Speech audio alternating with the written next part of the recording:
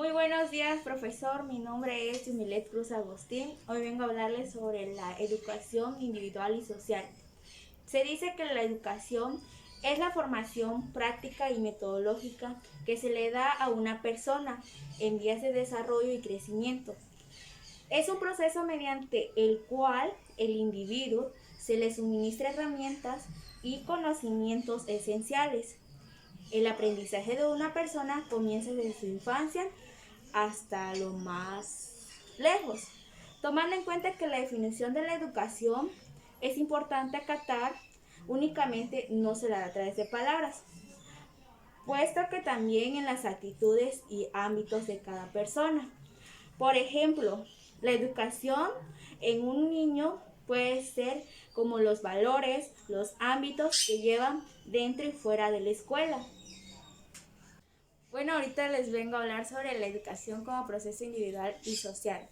Bueno, dice que el proceso de la educación se considera al ser humano como un sujeto de transformación cualitativa, provocando en el tránsito de un punto a otro centro de su desarrollo y maduración. Dice que va a enseñar a la vez un proceso individual y social que logra las transformaciones individuales y sociales. Tradicionalmente podemos ver que la educación ha tenido una orientación muy individualista, no obstante en la época actual. Dice que de acuerdo con nuevas corrientes se ha querido resaltar su doble faceta individual y social.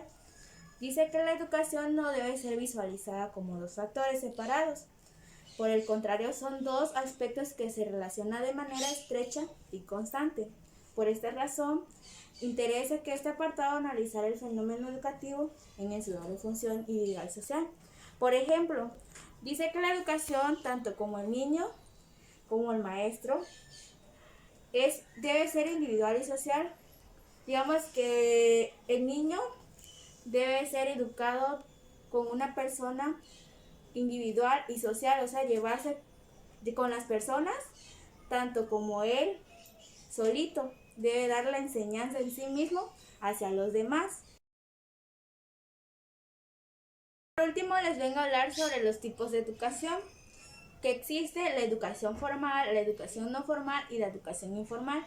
Se dice que la educación formal es aquella por lo general se ofrece en centros de formación especializados, como por ejemplo, la educación formal es donde el alumno recibe la educación dentro de una institución para, para el aprendizaje de uno mismo. La educación no formal son todas aquellas academias, instituciones y cursos que no se encuentran bajo las instituciones o estándares, que por ejemplo es cuando el alumno lleva una educación, pero no dentro de un área, sino que lleva la educación de así, por ejemplo, como albañil, ingeniero u otra cosa. Y la educación informal es aquella que impacte contenido o se caracteriza por la enseñanza de valores, ámbitos y habilidades y experiencias. Por ejemplo, esa educación se da fuera de una aula o en una institución, como en casa, en calles y etcétera. Gracias. Muy buenas tardes tengan ustedes, maestro y compañeros. Mi nombre es Yureni Paulina Soleno López. El tema que vengo a explicar es sobre la educación individual y social y sus características.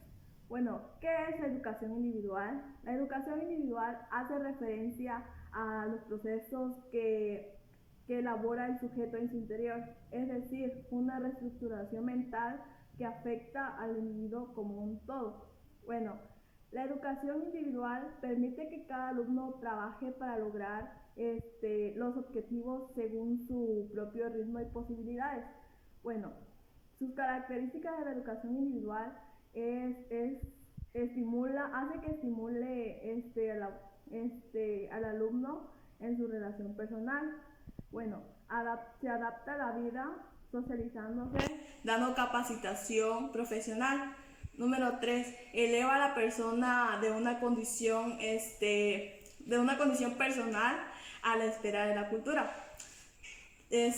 Otra sería enriquece al individuo con conocimientos, habilidades y destrezas. El otro sería se desarrolla en el espíritu de cambio social. Un ejemplo de educación individual es cuando el docente hace que aprenda hace que el alumno tenga un aprendizaje individual, o sea, aprende por sí solo el alumno y el docente enseña solamente a un solo alumno y cada quien aprende de manera personal. La educación social es definida como la inserción del individuo en el medio que lo rodea, o sea, aprende de manera, o sea, es social, trabaja en equipo y sus características de la educación social son las siguientes. Los contenidos los contenidos que constituyen su objetivo propio son culturales y sociales. El otro sería cumple un papel socializador en el individuo. Un ejemplo de la educación social es cuando el alumno aprende a través, de otros. Digamos que si se hacen en equipo, hay varias ideas y esas mismas ideas hacen que reflejen un buen trabajo. O sea, el alumno aprende de manera social. En la educación existen 4 pilares, que son el aprender a conocer, el aprender a hacer, el aprender a vivir y el aprender a hacer. El aprender a conocer es dominar los instrumentos de saber, por un lado para descubrir y comprender el mundo que nos rodea y al que pertenecemos, por otro para adquirir el placer por el conocimiento. De esta manera hemos de procurar despertar el interés del alumno, transmitirle ese placer que hay oculto en el aprendizaje. Esto le motivará a investigar, a ahondar en los contenidos y sembrará este primer pilar de la educación.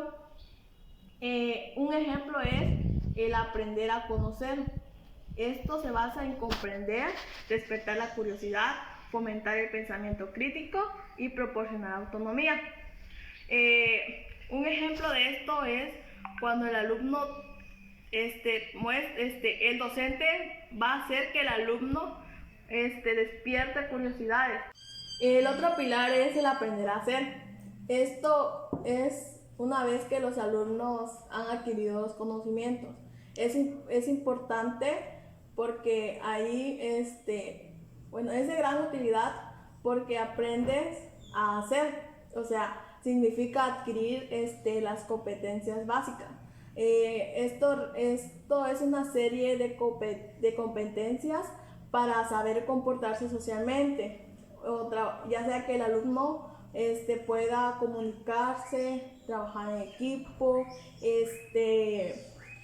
solucionar conflictos y tener iniciativa o asumir riesgos. Otro pilar de la educación es el aprender a vivir. Esto es cuando el conocimiento del otro comienza por el conocimiento de uno mismo. Solo así se puede entender y respetar a los demás. O sea, el segundo paso es fomentar la empatía, ponerse en el lugar del otro y para entender sus costumbres, y este es el paso necesario para erradicar los prejuicios y el odio contra otros. El objetivo de este pilar es ser parte de un colectivo y sentir afecto de ti y hacia los demás, ser parte de un grupo y tener una meta común que da sentido no solo a la actividad, sino también de nuestro día a día. El último pilar de la educación es el aprender a hacer. La educación ha de contribuir al desarrollo personal. Este pilar hace que el individuo adquiera una conciencia crítica y un pensamiento autónomo. A la vez cultiva su mente, su cuerpo y su sentido. Esto implica aprender a ser. La educación es un viaje interior para descubrirse a uno mismo y después descubrir a los demás e interactuar con ellos. Lo importante de este cuarto pilar es que la educación, ya sea en centros, familias y sociedades, debe respetar la diversidad de personalidad, así como favorecer la creatividad en lugar de reprimirla. Es como por ejemplo, debe de respetar cómo es el alumno y cómo es el docente. Y más que nada, convivir en armonía. Estos pilares nos muestran cómo la educación de nuestro tiempo está llamada a trascender la simple reproducción de conocimientos de lo que hay. El maestro debe ayudar al estudiante a descubrir también cómo actuar. Esto requiere de un fuerte compromiso ético. Bueno, eso sería todo. Gracias.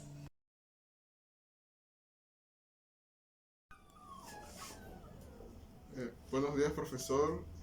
Mi nombre es Yair Jiménez Coronado y mi tema es el fundamento sociopolítico y cultural de la educación. Bueno, la educación en su doble faceta individual responde a una serie de fundamentos políticos y culturales, los cuales garantizan su pertenencia con las demandas de los individuos y los grupos sociales. Es necesidades y expectativas del Estado asume responsabilidad fundamentalmente a los ciudadanos a proveerlos de la educación. También les hablaré del contexto sociocultural. Bueno, el contexto sociocultural es ocurrido que prohíbe la información a los elementos referentes a las demandas sociales y culturales de la sociedad.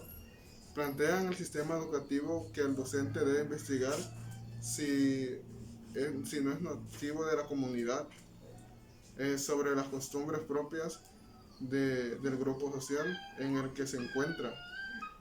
Bueno, ahorita les voy a hablar sobre las características del alumno en el área de la educación. Es un fuerte vital y esencial del diseño curricular y provee información. También el alumno puede ser individual, es un portador de la cultura de un determinado grupo del que pertenece. También el alumno puede ser social, que puede hacer cuando dije que el alumno puede ser social, me refiero a que el alumno puede adquirir conocimiento con el maestro o con otros alumnos. Ahorita voy a decir las áreas del saber. El docente debe recurrir a las áreas del saber como fuentes de currículo. Materias como ciencias naturales, matemáticas, etc. Con ellas se elaboran los planes y programas del estudio. Se realiza de una selección y organización de los contenidos que aportan las diferentes áreas del saber. Eso fue todo. Gracias.